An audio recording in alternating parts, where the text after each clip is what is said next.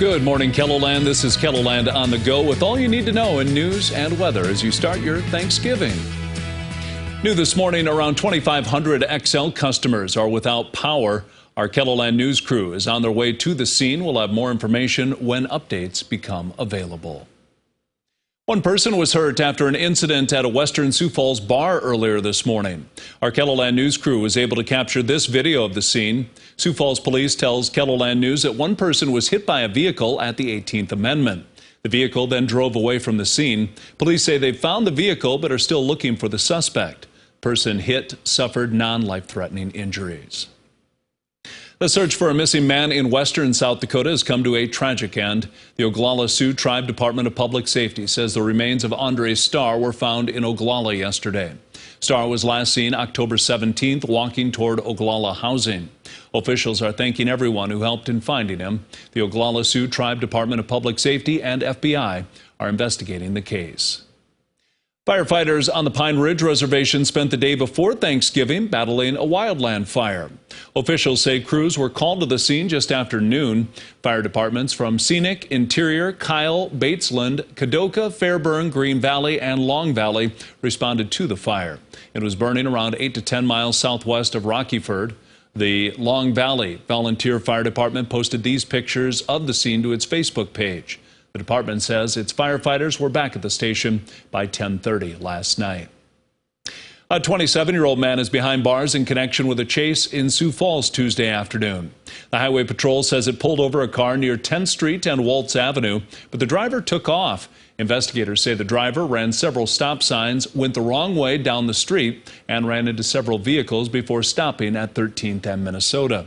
The driver was not hurt, but a passenger was taken to the hospital to be checked out. Authorities arrested Trey Blake on a long list of charges, including hit and run, resisting arrest, driving while suspended, and abuse or cruelty to a minor. The ultimate all-electric vehicle has been parked inside a Quonset in T ahead of tomorrow night's Parade of Lights. This festive float, created by employees from Thornton Flooring and Design Center, features 50,000 lights powered by 2 large generators. The crew took their float for its first test drive on Tuesday night. We took it down to 71st and we went all the way down to T, and then we parked it in the neighborhood, and we had a lot of people waving and honking and holding their phones out the windows and filming it as we were going along.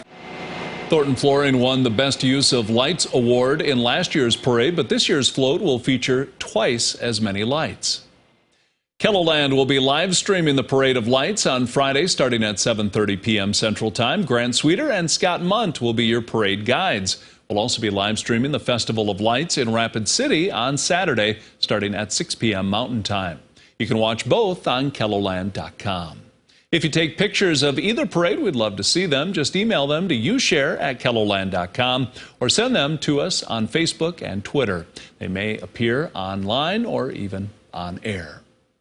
That's a look at some of our top stories. Now let's get a check of the forecast with meteorologist Scott Munn. How's it looking for this Thanksgiving, Scott? You know, not bad. Not as warm as what we've had yesterday or what we had yesterday and the couple of days before, but we are looking at a dry day. Starting with some areas of fog and cloud cover this morning. We'll have sunshine this afternoon. Temperatures at or above average, 30s and 40s for highs. And then for tomorrow, a warm day, 50s and 60s return for the southern half of the area. We'll try to hold on to that going into the first half of the weekend, and then the cooler weather slowly returns by Sunday, but many locations still above average. Then we'll watch our snow chance late in the day Monday in western South Dakota. That will try to spread in the central and eastern KELOLAND Monday night and into Tuesday. Would not be surprised to see a couple inches of accumulation out of that. Again, that's late in the day Monday and going through Tuesday.